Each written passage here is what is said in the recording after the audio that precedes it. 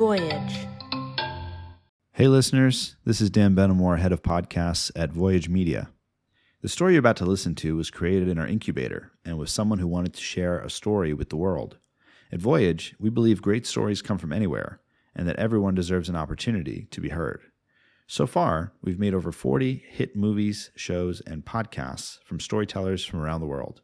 If you have a story to share and have always believed it could make a great movie, show, or podcast, please visit www.story2podcast.com to learn more. Thanks.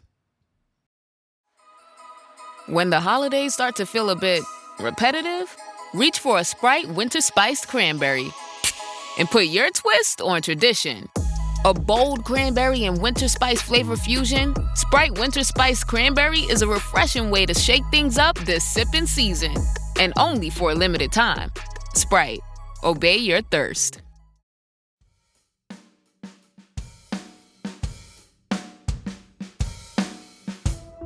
You have to maintain your bus. Before every run, you check your gauges, make sure the air pressure is between 80 and 120 psi, check for leaks under the bus, check stops and warning lights, check mirrors, and check yourself. Check your head. Because all it takes is one slip up and someone can die. Now someone is dead. Someone is dead because of me. Now it's too late. This is Jane. Hey, it's Ruthie. What's up? Today is already starting out lousy. Just calling to say hey. At 6:30 in the morning? That's the calmest time over here. Everyone knows what to do, at least at the start of the day. Well, good for you. I had 6 drivers quit overnight. It's DEFCON 17 over here. I might have to cover some routes myself. Actually, the higher the number, the lower the urgency for DEFCON. So, like, if things are really bad, you actually say DEFCON 1. Never mind. Why'd they quit? Because if they stayed, they might have to do some actual work. Who knows? People are always quitting over here. What, no drivers ever quit on you? Well, actually, I've had 2 drivers leave in the last 5 years. I guess technically, Diego died, so 1 resignation and 1 final resignation. They actually all got together and chipped in to give me a gift card at Sashi's Tchotchkes for Christmas. What, are you rubbing it in? I've had 15 drivers quit in the last 18 months. Well, you do run a pretty tight ship over there. Drivers talk, you know. Constance, are you fucking kidding me? You're 3 minutes late, again. You're supposed to be on the road already, on a hop.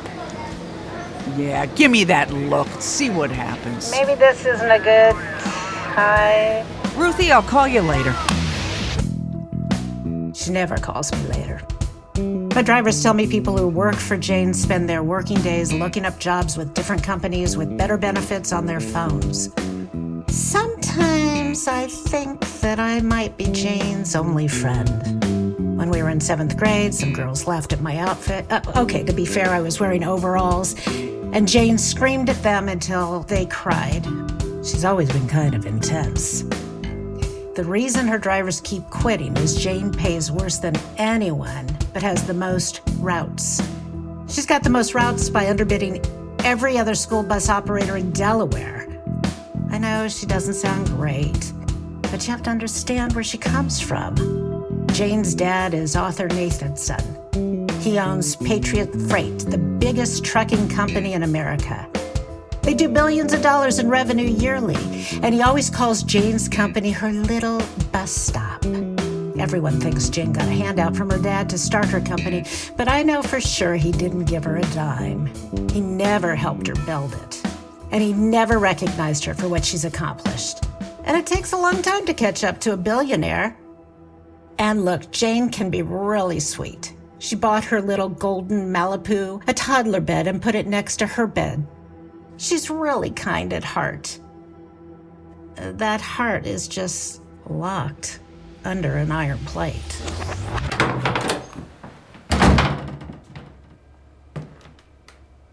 The 4 bedrooms in this house were full for years, and now my kids are grown and gone. Everyone's gone. I met my husband Brad in high school. I was a tomboy, he was a jock. Even Jane practically did a spit take when she saw us holding hands in the cafeteria. He could have been with any girl. He was with me. It was quite a bit of hot high school gossip.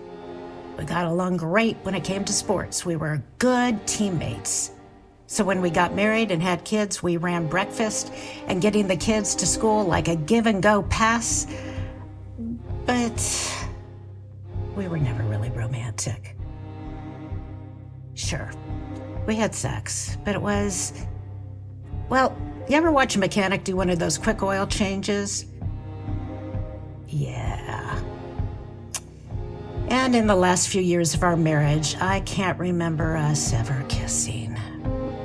When Brad told me he wanted a divorce, he actually said out loud that he thought of me like a guy friend. When he said that, I thought I was choking, like all the air had been expelled out of my body. I was convinced Brad must have been cheating on me with Tiffany White. I had seen him looking at her at high school. Her boobs came in with vengeance between freshman and sophomore year. She was popular. She never wore overalls. She was the kind of girl people expected Brad to be with. After high school, Tiffany got into opiates. She was arrested for mail fraud. And my understanding is that she's a waitress at our local Big O Tater restaurants now. But to Brad, she was still the pretty girl from high school he missed out on by going with me. I saw them out at the movie theater together a few weeks ago. I was there by myself. I sat in the back and watched them kiss through the whole movie. Ugh, he can have her. I've been too tired to fight Brad on the divorce. His indoor soccer franchise never really took off. I'm the more financially successful one by far. I should have been tougher with the settlement. I really got hit when it came to the alimony, $5,000 a month. But I just wanted out of the marriage. I'd rather be alone. $60,000 a year. You tell me, where am I supposed to make $60,000 magically appear from? So after work now, I come home and I drink until I pass out. Okay, that sounds a lot more rebellious than it is. After a glass and a half, I fall asleep. And then my alarm goes off at 4:30 a.m. It's no picnic. Keisha? Did you call me? 7 times. What's happening? We lost the Timber Grove contract. What? To who? Look, they sent an email this morning. Too scared to call. No wonder. We've had that contract for 17 years. Mr. Harper's son sends me an e-card with a platypus tap dancing for my birthday. Well, for 20% less, they were happy to take a shit on those 17 years and that platypus. 20%? How can you service that route for... Your profit margins would be razor thin. You can ask your friend, Jane. Are you sure it was her? We regret to inform you, we are using a new operator, Jane Nathanson. The district is in a funding crisis and Jane's bid was crazy low. YOLO. Peace. Ugh. I think Mr. Harper's son is smoking weed again. Keisha, that contract is 32% of our yearly revenue. Oh gosh, we're gonna have to lay off drivers. Sherry's having her back surgery next month. Malkay is closing on his first house. Wendell owes that bookie $20,000. This might literally kill him. What are we gonna do? Is my name Jane? You know who you need to talk to about this. It's the third time you called in sick this month, Luca. I got open a trash can. Got my happy butt to work. I need you here. Jane, how could you do this to me? Hang on. Don't hang on. What? How could you do this to me? Do what? Luca, tomorrow you need to be here. Kids need to catch colds. It builds immunity. Bye. How could you do this to me? The Timber Grove contract? Yes. It's just business. I made a more competitive bid. You could have matched it. No one could match it. Well, that sounds like a you problem, then. You'll barely make a profit on it. Hey, it's a numbers game. Only for you. You treat your drivers like cattle. How do you expect to find all the drivers for this contract? Everyone hates driving for you. You have plenty of other contracts. I have had that one since 2005. There are kids who rode those routes with us that drive them for us now. You think they want to work for you? You know what the other drivers call you behind your back? The she-bitch of Wilmington. And that's the nicer nickname they have for you. It's not my fault you can't keep up with me. Everyone is right about you. Excuse me? I have been selling the sins of the father story to anyone who will listen for years. But there's a point where you can't write off how you treat people because of what you've been through. You're unbelievable. What did you say to me? I said you're a complete and utter bitch. That clear enough for you? You are all four faces on the Mount Rushmore of bitches. And you know who else says that? Everyone who works for you. And you know why your turnover is so high? People get their CDL with the training and leave as soon as they can go to a better place, AKA any place. This is business. You're making it personal. Do you think you have one friend in this world? Well, I did until 5 seconds ago. I would say you're right. Preferential treatment then, huh? That's the price of your friendship? You know about my divorce settlement. You know I have to pay Brad a gold shipbrick of alimony. And you did this to me anyway. I am not asking for preferential treatment. I'm asking not to have the dagger twisted into my back. And what are you going to do about it? What's that mean? It's a simple question. You could call Timber Grove, give them your lowest bid, and see if they go back to you. You could pursue new businesses to replace the lost route. You could do 100 different things other than make me the scapegoat for your failure. Stop blaming me and get out of my office. I have actual work to do. Ruth. We were friends. Please don't make me call security. Left in a fog. It was like I was standing outside of my body watching this happen to someone else. I drove, not knowing where I was going, until I saw a sign that said I was entering Pennsylvania. I pulled over, cried, and called Keisha. Hey, you leave with a piece of Jane's ass. Ugh, I hope her jaw was still on the floor after you chewed her out. I'm going to Florida. I can't look at another bus. Huh? You're in charge. I'll be back in a couple of weeks. You know how to manage the sports runs, which buses are due for service. Oh, and don't forget to pick up donuts for the monthly birthdays. A couple weeks? What's up? You'll do great. Thanks so much, Keisha. You're a great employee. I appreciate you. Also, you're getting a 10% raise effective immediately. Thanks, Ruth, but can we afford that? I'm selling my house. Really? But you've been there since I was like 16. Bye, Keisha. Hey, Ruth. What? While you're in Florida, Yeah? you need to get laid. Bye, Keisha. So I went to Miami. I bought cute bikinis. I ran 5 miles a day. I didn't know what I was going to do, but I knew whatever it was going to be for me for once. I did my best not to think about anything but margaritas and sunsets. After a week to cool down, I called Jane. Hey, Hi. what's up? Do you have anything you want to say? Jesus. Ruth, I don't have time for a soap opera Can today. you just acknowledge that maybe you could have handled it better? Like how, exactly? You could have called me, given me a heads up. Tip off the competition? That's not how business works. Were we ever friends? Really? I felt sorry for you in school. I feel sorry for you now. That was it. Later that day, I got a text from my ex-husband. The alimony payment was late. I found a waterfront bar and got a watermelon margarita and got good and drunk. Well into the night. Later than I'd stayed up in years, I wandered the beach and ended up falling asleep on the sand.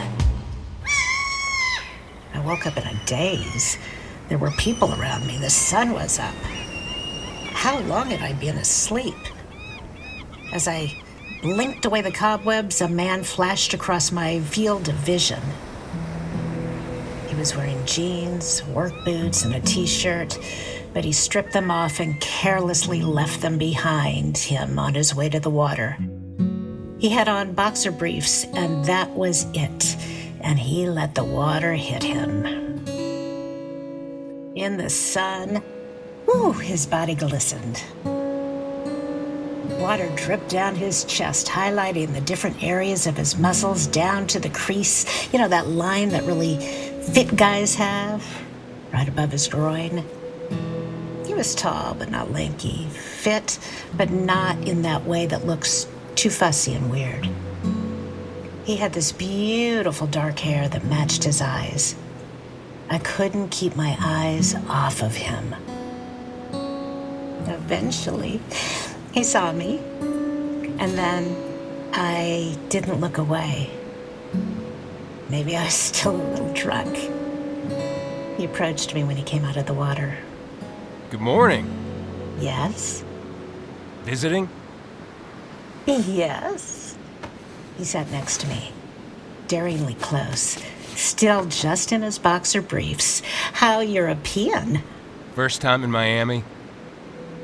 Yes. And I realized with a start that he was hitting on me. I mean, nobody had approached me like this in years. I looked around like somebody else might be watching and could advise me, but no one was. We were anonymous, just two people on a beach. How long are you in town for? As long as I want. Good for you. Hey, I was gonna go grab some breakfast. There's a nice spot down the way. You in the mood for a Bloody Mary? I could be. The idea of having any more alcohol was terrifying to me. I was hungover as it was. Let me just grab my clothes. I noticed the other women on the beach eyeing him as well as he grabbed his clothing and dressed himself. One of them turned to glance at me. I knew that look. Jealousy. And in some weird, teeny place that hadn't seen the sunshine in 20 years deep in me, I felt myself swell with bizarre pride.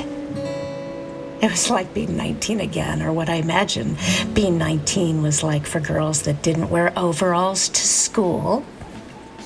Ready to go? Let's do it. I'm Logan. Ruth. I did get that Bloody Mary. Hair of the dog, or whatever they say. Fuck it. I was on vacation. Sounds like she totally screwed you over. I should have seen it coming. She did it to other people. I just never thought she'd do it to me. We used to have sleepovers at her dad's guest house. We're lifers with each other. I'm sorry. Are you married? Could I be sitting here if I was? Some people would. Not me. I'm divorced. Okay. I'm not married either. If you were, would you have invited me to breakfast? If I say yes, would you take it as a compliment or judge me? Let's finish breakfast and I'll decide. How long have you had your own business? Oh, if I tell you, you'll know how old I am. That a bad thing? Let's just say since the Bush administration. Senior? I'm kidding. Totally kidding. Come on, you look incredible. For whatever mystery age you are. You're a knockout, don't you know that? I knew I was in shape. I had run my last triathlon just a year prior. But the way he said it, how he looked at me when he said it, I hadn't thought of myself like that in a long time. Do you have a big business, a lot of employees to manage? Oh, define big. I have a manager that works beneath me, 26 drivers, 3 full-time mechanics, an HR person, all that kind of stuff. Sounds like a lot to deal with. It is, but I love it. Usually. I work for myself, but I have a sister I take care of. That's enough for me. Is she young? She's 5 years younger than me, but she has Down syndrome. Oh, no. Hey, she's the happiest person I know. She doesn't feel sorry for herself. No one else should. Well, I didn't mean it like that. Totally okay. I know you didn't. She has a great outlook. No matter how bad my day is going, she always puts a smile on my face. I had 2 more Bloody Marys. My body was hating me, but I just didn't want breakfast with Logan to end. Blowing it with you is the biggest mistake of his life. He'll wake up and realize it soon. But now you know you're better off without him. Your ex-husband sounds like a real douchebag. He kind of is. God, you are so beautiful. I'm sorry, just the way the light is hitting you. This is gonna sound super lame, but can I take your picture? I should shut up, sorry. Do it. Go ahead. He took a picture of me.